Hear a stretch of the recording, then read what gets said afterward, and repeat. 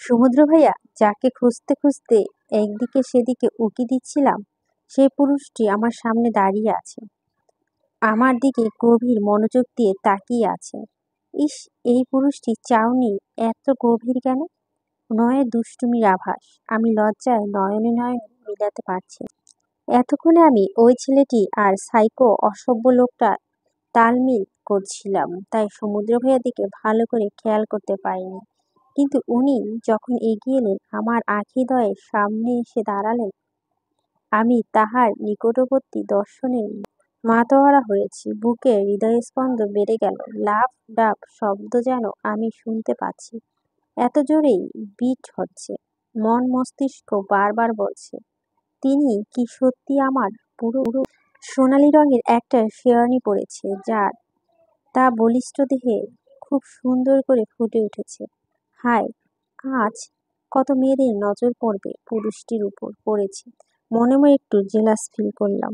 সমুদ্র শেখ, ইস, এত সাংঘাতিক সুন্দর কেন উনি? দারুণ সব হাজবেন্ড ম্যাটেরিয়ালস কোয়ালিটি তার মাঝে আছে, যা আমাকে তার প্রেমে ফেলতে প্রতিবারই বাধ্য করেছে ভালোবাসতে। ভালোবাসি আমি আপনাকে, আমার বেটা হাফ। আমি তার দিকে সরাসরি তাকালাম। পুরুষটা আমার, যার কাছে আমার সবকিছুই বিলিয়ে দিতে হবে, তার কাছে এত লজ্জা কেন? যতই বললাম লজ্জা কেন, সে লজ্জা পেলাম। ওনার ঠোঁটে স্মিত একটা হাসি। খুব ব্যস্ততায় আমার পুরুষটা দাড়ি কাটতে ভুলে গেছে। সত্যিই কি ভুলে গেছে? হয়তো, অথবা হয়তো না। একবার আমি তাকে বললাম, সমুদ্র ভাইয়া, আমার আপনার এলোমেলো দাড়ি ভালো লাগে। তিনি তারপর থেকে খুব কম দাড়ি ছাঁটাই করেন। আজ ওনার এই এলোমেলো দাড়িগুলো তার সৌন্দর্য রূপকে 4 গুণ বাড়িয়ে দিয়েছে। আমি নিজের অজান্তে আমার হাতটা তার মুখ মণ্ডলে দাড়ির উপর রাখলাম। হালকা স্পর্শ করলাম। খোঁজ খোঁজ দাড়িগুলো হাত বিঁধল। আমি কেঁপে উঠলাম। সমুদ্রজয়ী হাসি দিয়ে তার অর্ধাঙ্গিনীর হাতে টুপ করে একটা চুমু খেয়ে নিল। ছিনু চমকে উঠল। দ্রুত তার হাত সরানোর আগে সমুদ্র তার চড়ুইভাবে হাতটা গালে চেপে ধরে আরো 2 বার টপ টপ করে চুমু খেয়ে নিল। বলল, চড়ুইভো, নেশালো কন। তোকে এই গ্রাউন্ডে সুন্দর লাগবে জানতাম, তবে পরীর মতো, পরী রাজকন্যা লাগবে তা জানতাম না। চড়ুই, তোকে এখনই আমার টুক করে খেয়ে ফেলতে ইচ্ছে করছে। হাতটা ধরে তার দিকে টান দিতেই আমি তার বুকের উপর পড়লাম। উনি এক হাত দিয়ে আমার ছোট্ট শরীরটা পেঁচিয়ে নিল। একটু ঝুঁকে ফিসফিস করে বলল, শোনো মেয়ে, আজ তোর এই রূপে আমি শেষ। তোকে এই মাসুল দিতে হবে। আমি সমুদ্র যেমন ঋণ করতেও পছন্দ করি না, আবার ঋণ রাখতেও না। চল রুমে যাই। এদিকে অন্যের বিয়ে হোক, ওদিকে আমার পেন্টিং কাজটা বাস্তবায়ন করি, তুই মাসুল দে। তার কথা শুনে আমার কান গরম হয়ে গেল। উনি এমন ঠোঁট কাটা নির্লজ্জ কেন? আমি তার বুকের বরাবর একটা কিল মেরে সেই বুকটার মাথা লুকালাম। মনে মনে আল্লাহকে শুকরিয়া জানালাম। এদিকে বিয়ের মেন কার্যক্রম শুরু হয়ে গেল বলে এদিকটাও ফাঁকাই ছিল, তাই এই যাত্রায় বেঁচে গেছি। না হয় যেত তার সহ আমার ইজ্জত পানিতে ডুবে। সমুদ্র বুঝতে পারলো তার চড়ুই লজ্জা পেয়েছে, তার বুকের বরাবর মতো মাথা লুকিয়েছে। ইস, তার বউয়ের কাণ্ডগুলো এত জোশ কেন? তাকে প্রতিবার এই কাছে যাওয়ার আহ্বান করে, উত্তেজিত করে তোলে। তবে এইবারে দূরত্ব সে ভেঙে দিবে। সময় যে এসে পড়েছে। সমুদ্র তার চড়ুইকে ছেড়ে দিল। সেকেন্ড 5 পরই ঝিনুকে হাতটা শক্ত করে ধরল। বলল, চড়ুই, আমি আজ যা যা করব আর বলবো, আমার সাথে সায় দিবি, কোনো প্রশ্ন করবি না, ঠিক আছে কলিজা? আমি মাথা নাড়িয়ে সায় দিলাম। চল, সময় এসে গেছে। আমি বুঝলাম সমুদ্র ভাই নিশ্চয় কোনো প্ল্যান করেছে, তাই তিনি একথা বলছেন। আমি তার সাথে পিছু পিছু চললাম। এদিকে একজোড়া হিংস্র চোখদ্বয় সমুদ্র ঝিনুকের দিকে তাকিয়েছিল। এতক্ষণ ঘটে যাওয়া ঘটনা একমাত্র সাক্ষী সে, জীবন্ত সাক্ষী। এতক্ষণ দাঁতে দাঁত চেপে হাত মুষ্টিবদ্ধ করে রেখেছিল। খুবই বিক্ষিপ্ত প্রকট করল। হাতটা দেওয়ালের বরাবর মৃদু জোরে পাঞ্চ করল। মোবাইলটা বের করে কিছু একটা বলল, বলে বাঁকা হেসে বলল, সময় ঘনিয়ে এসেছে। ক্রস লাইন পার করে ফেলেছি, রেড ফ্ল্যাগ। Red signal. সমুদ্র হু হু করে উঠল। মুন্থা কবুল বলার সাথে সাথেই তার স্বামী কবুল বলল। দুটি মানুষের কবুল বলা চারদিকে আলহামদুলিল্লাহ বলা গলার প্রতিধ্বনিতে ছড়িয়ে পড়ল। এখানে থাকা প্রতিটা মানুষের মুখে হাসি, বুক ভরা দোয়া দিচ্ছে নবদম্পতিকে। এর মধ্যে সমুদ্র ভাইয়া আমার হাত ধরে আমাকে নিয়ে স্টেজে উঠল। আমি ভেবেছিলাম তিনি মুনতাহা আপু আর নতুন বরকে কনগ্রাটস জানাবে, কিন্তু আমার ইন্টিগ্রেশন কবে আর ঠিক হয় আজও হলো না, বরং উল্টো ঘটল। যা ঘটল, সমুদ্র ভাই স্টেজে উঠে উপরে তার বাঁ হাতটা উপরে উঠিয়ে বলল, অ্যাটেনশন প্লিজ। তার কণ্ঠ শুনে সবাই তার দিকে তাকালো। জনসমক্ষে আজ আরেকটা দম্পতিকে সাক্ষী রাখতে চাই, সবাইকে জানাতে চাই, আমি আশা করব আমার কথায় কেউ বিপরীত মত প্রকাশ করবে না। বাবা মা চাচা চাচি তোমাদের সবাইকে বলছি, যদিও এটা আরেকটু পিছানো হতো, তবে আমার আর তর সইছে না। বয়স তো অনেক হলো, আর কতকাল কোলবালির সঙ্গে দিব। সিগন্যাল লাইট জোর করে দাবি জানাচ্ছি, মিঙ্গেল হতে চাই। তাই সমুদ্র ভাইয়া আমার সামনে হাঁটু গেড়ে বসে একটা রিং এগিয়ে দিয়ে বলল, আজ কি নিউ সম্মতিকে তোমাকে বিয়ে করব জোরে। দহনে দহনে প্রতি রাতে আমি তোর অভাব পড়ছি, ভিটামিন বইয়ের অভাব আমার। বিয়েটা হয়ে বউ নাই, জোর গলায় দাবি জানাচ্ছি, বউ চাই। আমার একহালি বাচ্চার মা হবে। ওনার এই স্টাইলে প্রপোজ করাটা সুন্দর ছিল, চমলক্ষ, কিন্তু ওনার কথা ইয়াং জনমলের হাসি বন্যা বয়ে যাচ্ছে। বড়রা হা করে তাকিয়ে আছে, কিন্তু আমি রোজকার মতো তাকিয়ে আছি সমুদ্র ভাইয়ার দিকে। তার মুখে ভাবখানা এমন যে এখন কিছুই হয়নি, দুধ ভাত। যে বড় অ্যাটম বোমা ফাটালো, এত বড় চাচা সহ আমার বাবা একে অপরের দিকে তাকিয়ে চোখ নামিয়ে ফেললো। মা চাচি মামিরাও মুখ চেপে সমুদ্র ভাইয়াকে গালি দিচ্ছে। এতক্ষণে বড় চাচা নিশ্চিত মনে মনে আল্লাহকে স্মরণ করছে তার এই ঠোঁট কাটা বেহাইয়া ছেলে হাত থেকে রক্ষা পাওয়ার জন্য।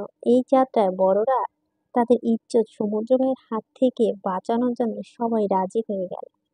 সবাই যেহেতু রাজি, আমার মন ও মস্তিষ্ক দুই রাজি, তাহলে আমি হা না বলে আর কই যাব। আমি লজ্জা মাথা কণ্ঠই হ্যাঁ বোধ ইশারা জানালাম, মাথা উপর নিচু করে সায় জানালাম। আমি আর সমুদ্র ভাইয়া দুজনেই রাজি, দুজনেই পরিপক্ক নিজেদের নতুন জীবন শুরু করার জন্য। তাছাড়া বাড়ির সবাই চান আমরা যেন আমাদের জীবনটা একবার একসঙ্গে গুছিয়ে নিই। তাই বাবা চাচারা মিলে একই মহলে সবার সামনে আমাদের বিয়ের ব্যবস্থা করলেন। আমার ৩ কবুল আর তার ৩ কবুল কাগজে কলমে আজ থেকে সারা জীবনের জন্য প্রকাশ্যে আমি তার নামে দ্বিতীয়বার আবদ্ধ হয়ে গেলাম। তার মন বাগানে আবদ্ধ চড়ুই পাখি। বিয়ের পর সবাই আমাদের কনগ্রাটস জানাচ্ছে। মুনতাহা আপু আর তার বড় কনগ্রাচুলেট জানিয়ে গেল। আমি লজ্জায় মাথা নিচু করতে পারছি না। ইস, প্রকাশ্যে বিয়ে করলে এমন লজ্জায় পড়তে হয়, জানলে লুকিয়ে বিয়েটাই সবাইকে জানিয়ে দিতাম। এখন এমন অপ্রকাশ্য পরিস্থিতিতে পড়তে হতো না। সমুদ্র ভাইয়া বিয়ের কথা এতক্ষণ লাইভ টেলিকাস্টও হয়ে গেছে। একজন এমপির বিয়ে, তাও ইয়াং জেনারেশনের আইডল, তা কি প্রকাশ না হতে পারে? গেট থেকে খবর ছিঁড়েছে। সেখানে সাংবাদিকদের উৎসুকতা বেড়েছে একবার সমুদ্র ভাইয়ার সাথে কথা বলার জন্য। সবকিছু ভালোই চলছিল, হঠাৎ করে ড্রয়িং রুমের মেন লাইটটা বন্ধ হয়ে যায়। চারিদিকে ঘন অন্ধকার, সবাই যার যার মতো মোবাইলের আলো জ্বালিয়ে নিল। আমি ভয়ে দাঁড়িয়ে গেলাম। এর মধ্যেই সমুদ্র ভাইয়া আমাকে তার বুকের মাঝে মিশিয়ে নিল। সমুদ্র ভাইয়া হু হু করে হেসে উঠল, জোর গলায় বলল, ইস বেচারা সমুদ্র শেখের বইয়ের উপর নজর। এরকম করে যে সামনে এসেই পড়বি তা আমি জানতাম। সমুদ্র শেখের প্ল্যান কখনোই ড্রপ হয় না। ভালোই করছিস, বড্ড দেখতে ইচ্ছে করছে তোকে। আমার নামে রেজিস্ট্রেশন করা জিনিস ছুঁয়ে দেখেছিলি হাতটা কেটে রাস্তায় নেড়ে কুত্তায় খাওয়াতে হবে তো। শিট, খুব তো থ্রেট দিয়েছিলি। এখন তোর চোখের সামনে দ্বিতীয়বার বিয়েটা সেরেছি যে। হুট করেই অপর পাশ থেকে সেই চিরচেনা কণ্ঠস্বর ভেসে এলো, বলল, সমুদ্র। হুম। সমুদ্র শেখ খুব চালাক চতুর লোক। আমি আন্ডার এস্টিমেট করে ফেলেছি। যে ছেলেটা অল্প বয়সে রাজনৈতিক রংমহলের দাপট খাইয়ে চলে তাকে একটু হালকা নেওয়াটা উচিত হয়নি। আচ্ছা ঠিক আছে, খেলোয়াড় তাগড়া না হলে খেলা মজে না। সমুদ্র শেখ, মাসুল গুনার সময় এসেছে। বড্ড ভয়ঙ্কর সাহস আমার। প্রমাণ না হয় একবারই দেখ। হো হো করে হেসে উঠল। আবারও বলল, বেলা। আমি সমুদ্র ভাইয়ার বুকে কেঁপে উঠলাম। সমুদ্র ভাইয়া আরো শক্ত করে জড়িয়ে ধরল। বেলা, শুনছো? সময়টা কি পেরিয়ে গেছে? হুম। না, পেরিয়ে যায়নি। যতদিন আমি আছি ততদিন এই সময়টা থাকবে। তুমি হাজার বাচ্চার মা হয়ে এলো আমার সেই প্রেয়সী থাকবে। আর আমি তোমার পিছু। তুমি চাও আর না চাও অজান্তে তোমায় দিয়েছি আমার মনে ঠাই। হো হো করে হেসে পরক্ষণে গুনগুনিয়ে বলল, তোমার হৃদ মাজারে রাখবো, ছেড়ে যাব না। তার কণ্ঠটা হাওয়ায় মিশে যেতেই ড্রয়িং রুমে আলোয় জ্বলে উঠল। সবার মাঝে পিনপাত নীরবতা। একটু আগেই বিয়ের আগমনে মহলটা একদম নীরব, চুপসে গেল। বাবা চাচা সহ বড়রা এক প্রকার ভয় পেয়ে গেছে। সমুদ্র ভাইয়ার হাতের বাঁধন আলগা হলো। আমি সমুদ্র ভাইয়াকে ছেড়ে একটু দ্রুত দাঁড়ালাম। আশেপাশে তাকাচ্ছি, আমি খুঁজছি, কিন্তু কাকে? অজানা রহস্য, এক মানবকে যার কণ্ঠস্বর পর্যন্ত আমি সীমাবদ্ধ। হঠাৎ করে টাস করে একটা শব্দ হলো। পুরো শেখ মহলে তা কম্পনমান হতো। কানে এখনো শব্দটার চুকছে। আমি দুই হাত গিয়ে কান চেপে ধরলাম। শব্দটা শেষ হতেই সেকেন্ডের মাঝে আরো একটা শব্দটা পুনঃ ঘটল। মুহূর্তেই মহলে চিল্লাচিল্লি শুরু হয়ে গেল। এটা গুলির শব্দ। আমি সমুদ্র ভাইয়ের দিকে তাকালাম। মুহূর্তেই আমার মাথা চক্কর দিয়ে উঠল। চোখ বন্ধ করেই সমুদ্র ভাইয়া বলে চিৎকার করে উঠলাম। আমার চিৎকারে বাবা চাচিরা দৌড়ে এগিয়ে এলো। সমুদ্র ভাইয়ের বুকে বরাবর একটা গুলি, আরেকটা হাতে বাহু বরাবর লেগেছে। ঘনিষ্ঠ দেহের পুরুষটা আমার সামনে মাটিতে লুটিয়ে পড়ল। আমি তাকে জড়িয়ে ধরে আছি। চোখের সামনে জীবন সঙ্গী এমন করুণ কিছু দেখে আমি স্থির হয়ে থমকে গিয়েছি। এদিকে একজন বয়স্ক লোক পুরুষ গুলিটা করেছে। গুলিটা করেই সে উচ্চস্বরে আনন্দের হাসি দিল, চিৎকার করে বলল, আজ 4.5 বছর পর আমি আমার প্রতিশোধ নিয়েছি বাপজান। আমি প্রতিশোধ নিয়েছি বাপজান। তোমার কলিজা তুই শান্তি পাইছিস দেখছি। মুহূর্তেই গার্ড সহ পুলিশ সদস্যরা লোকটিকে ধরে ফেলল। তবুও লোকটার মধ্যে কোনো অপরাধবোধ নেই। আমি লোকটার দিকে তাকিয়ে আছি। কোথায় আমি তাকে দেখেছি। হঠাৎ লোকটি সেই 4.5 বছরের কথাটা মনে পড়তেই আমার লোকটির চেহারা মস্তিষ্কে ভেসে এলো। আরে, এই লোকটি তো সেই রাতের জঙ্গলে আমাকে বন্দি করেছিল। শয়তান লোকটি সর্দার। এত বছর পর কিভাবে? কি? লোকটি আনন্দে আবারও বলে উঠল, আমাকে যা শাস্তি দাও। আমার ছেলের মৃত্যুর প্রতিশোধ আমি নিয়েছি। ও আমার ছেলের মাথায় লাঠি দিয়ে বাড়ি দিয়েছিল। আমি সেই কালবৈশাখীতে আমার নির্দোষ ছেলেকে বাঁচাতে পারিনি। আমি সেই দিন প্রতিজ্ঞা নিয়েছিলাম, তোকে আমি শেষ করব। আমি পেরেছি। আর লোকটির কথা বলতে না বলতে সমুদ্র ভাইয়ার গার্ডগুলো ওকে মারতে মারতে নিয়ে গেল। সমুদ্র ভাইয়ার বুক থেকে রক্তস্রোতের মতো বের হচ্ছে। আমি হাউমাউ করে কাঁদতে শুরু করলাম। সবাই সমুদ্র ভাইয়াকে ধরেছে। আমি সমুদ্র ভাইয়ার মাথাটা কোলে উঠিয়ে ধরে বললাম, আপনার কিচ্ছু হবে না, কিচ্ছু না। চিৎকার করে কাঁদতে কাঁদতে আমাদের মুহূর্তটা শুরু না হতে শেষ। আমি মানতে পারছি না, আমি আপনাকে ছাড়া বাঁচতে পারবো না। সমুদ্র ভাই অস্পষ্ট স্বর বলল, চড়ুই। তারপর সে জ্ঞান হারিয়ে ফেলল। শাহিন ভাইয়া আর নাজিম ভাইয়া সমুদ্র ভাইয়াকে কোলে উঠিয়ে নিল। তারা দ্রুত সমুদ্র ভাইয়াকে হাসপাতালে নেওয়ার জন্য পা বাড়ালো। চারদিকে মা চাচিদের কান্নার বেগ বৃদ্ধি পাচ্ছে। আমি আর চাপ নিতে পারলাম না। সমুদ্র ভাইয়ার এত রক্ত দেখার চারপাশে মহল থেকে ধপ করে সেখানেই জ্ঞান হারিয়ে ফেললাম। দূর থেকে কেউ মানুষ আড়াল জয়ী হাসি হাসলো। তার প্ল্যান কাজ দিয়েছে। ইস, কত সুন্দর দাবা চাল, কিভাবে চালান সে! নিজেই নিজের প্রশংসা করল। অন্যদিকে ঝিনুকের বড্ড উন্মাদ প্রেমিক প্রেয়সী এমন অবস্থা, একটু মন খারাপ করে বল, সমুদ্র আর থাকবে না বেলা। সমুদ্রের নাম তোমার মন বাগান থেকে মুছে ফেলতে চাইছি আমি। বেলা, আমাদের সময়টা আসতে চলেছে। বেলা, শুনছো? সময়টা এবার আমার পেয়ে গেছি। সময়টা এবার তোমার আমার জয়ের হাসি হাসি। শেখমহল স্তব্ধ, চারদিকে পিনপাত নীরবতা বিরাজ করছে। কে বলবে, একটু আগেই এই মহলটা ছিল বেশ জমজমাট আনন্দময় বিয়ে বাড়ি, কিন্তু এখন বিয়ে বাড়িটা যেন ভয়ঙ্কর মৃত্যুপুরীতে রূপ নিয়েছে। মেহমানরা চলে গেছে, রয়ে গেছে নতুন পুরাতন কিছু আত্মীয় স্বজনরা। এমপি সমুদ্র শেখের বিয়ের খবর যেমন বাতাসে গতিতে ভাইরাল হয়েছিল, ঠিক তেমনি সমুদ্র শেখের গুলিবদ্ধ হওয়ার নিউজটা বিদ্যুতের গতিতে চারদিক ছড়িয়ে পড়েছে। রাজনৈতিক রংমহলে উত্তেজিত হয়ে পড়েছে। মিডিয়া জগৎ থেকে শুরু করে বড় বড় বিজনেস ও মন্ত্রীর সভাতে নিউজটা কাঁপিয়ে তুলেছে। সারা দেশে নেট দুনিয়া উত্তাল। প্রতিটা চ্যানেল নিউজ হেডলাইন, ইয়াং জেনারেশনের আইডল এমপি আবরাম ফারাদ সমুদ্র শেখ বিয়ের পরপরই গুলিবিদ্ধ হয়েছে। জ্ঞান ফিরতেই আমি বাড়ির কয়েকজন সদস্যকে দেখতে পাই, মাথাটা ভার হয়ে আছে। সেকেন্ড 10 পরই একটু আগে ঘটনার স্মৃতি হিসেবে ভেসে উঠল সমুদ্র ভাইয়ের গুলিবিদ্ধ বুকটা চোখের সামনে ভাসছে। তার বলা অস্পষ্ট ভয়েসটা কানে গুজে উঠল। চুড়োই? সমুদ্র ভাইয়া বলে ডুকরে কেঁদে উঠলাম। সবাইকে জিজ্ঞেস করলেই শুনি সমুদ্র ভাইয়াকে হাসপাতালে নিয়ে গেছে। আমি আর নিজেকে ঠিক রাখতে পারলাম না। ওই অবস্থাতেই উঠে দাঁড়ালাম। উদ্দেশ্য হাসপাতালে যাব। চারদিক যেন থমকে আছে। নিজেকে পাগল পাগল লাগছে। বুক ভরা হয়ে আছে। খালি খালি লাগছে। হারিয়ে গেছে খুব মূল্যবান জিনিস। হারিয়ে গেছে। আমার চোখ দিয়ে ক্রমাগত পানি পড়ছে, থামছি না। আমার চারদিক যেন ঘুরছে। আমি পা বাড়াতেই মা আমাকে ধরলো, বলল, কোথায় যাচ্ছিস? আমি ধীম কণ্ঠে বললাম, সমুদ্র ভাইয়ের কাছে। সে আমাকে ডাকছে, তোমরা শুনতে পাচ্ছ না? তার ভীষণ কষ্ট কষ্ট হচ্ছে। আমার বুকটা ফেটে যাচ্ছে।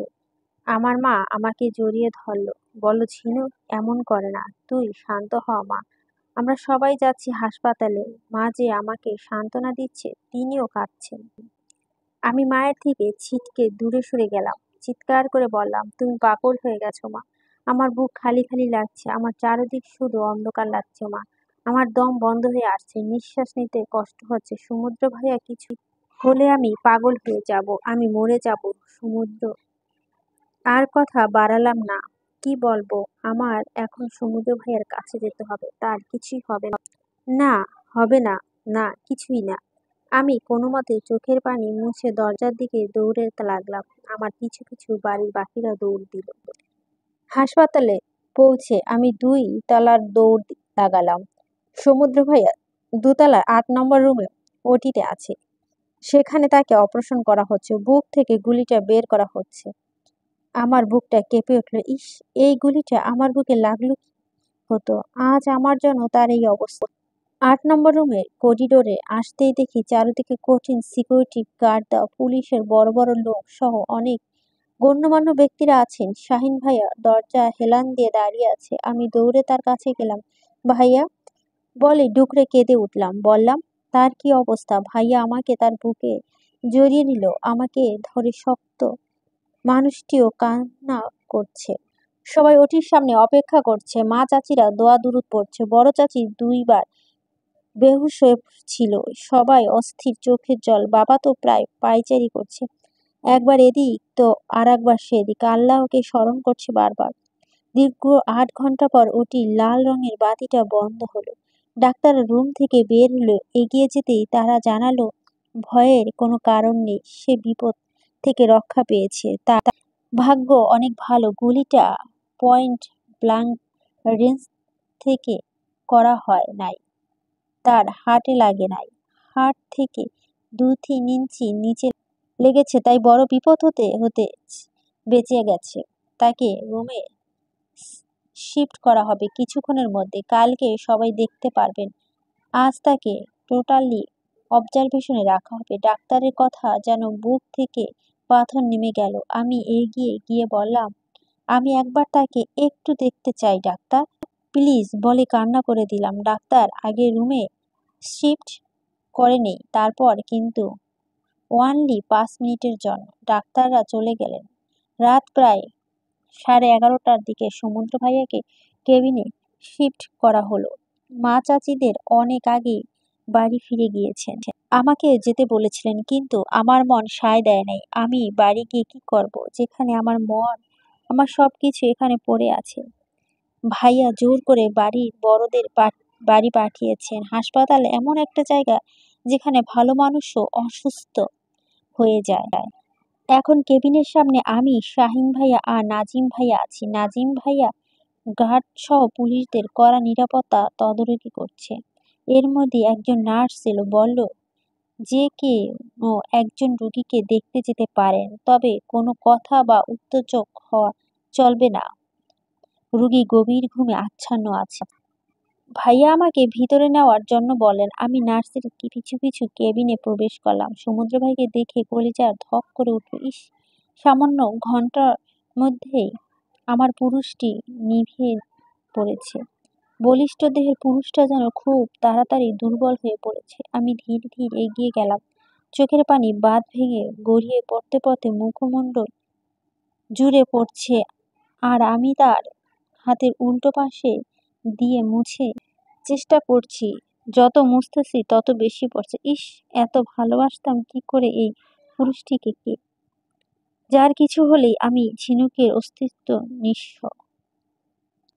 চেয়ার পেতে পাশে বসলাম।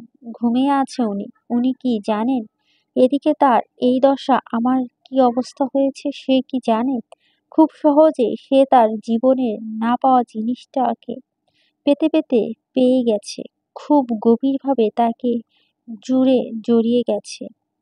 কখনো সে 5 মিনিট চলে গেল আমি বলতে পারলাম না। দুঃখের পর একটু নিরাময় সময়টা এতটা কম। সমুদ্র ভাইয়া কপালে আলতো করে একটা চুমু খেলাম। তার হাতে হাত রেখে বললাম, এবার কিছু হিসাব প্রতিশোধ আমি ঝিনুক নিব।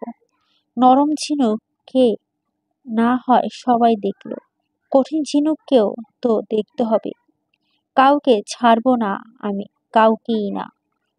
কেবিন থেকে বের হয়ে গেলাম। বাইরে দাঁড়িয়ে আছি। সমুদ্র ভাইয়া কেবিন করা নিরাপত্তা দেওয়া, ডাক্তাররাও করা আদেশ, নার্সারা কেউ যেন এই রুমে না যায়।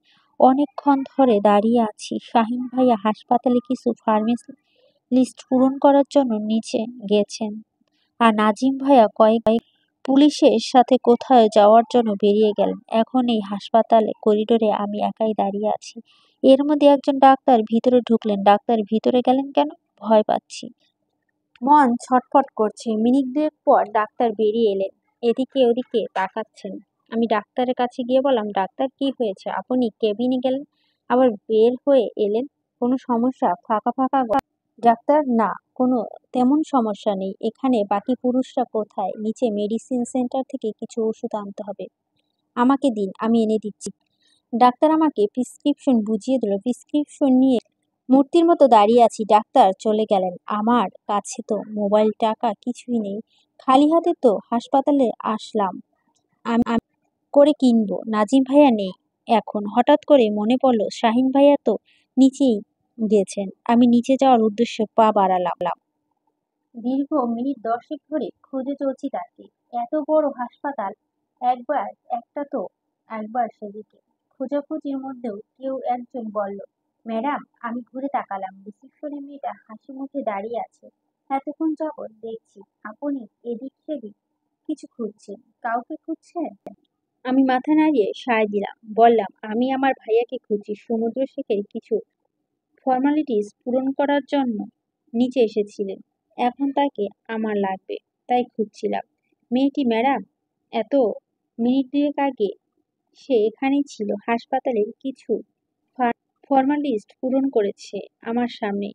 এই তো ওদিকটা যেতে দেখেছি। আমি ধন্যবাদ জানিয়ে দ্রুত ওদিকেই পা বাড়ালাম। ওষুধগুলো আর্জেন্ট লাগলাম। এদিক ওদিক তাকিয়ে কখন যে হাসপাতালে বাইরে এসে পড়েছি খেয়াল নেই। একটা হাসপাতালে পিছনের দরজা, বাইরে একটু ভয় পেয়ে গেলাম।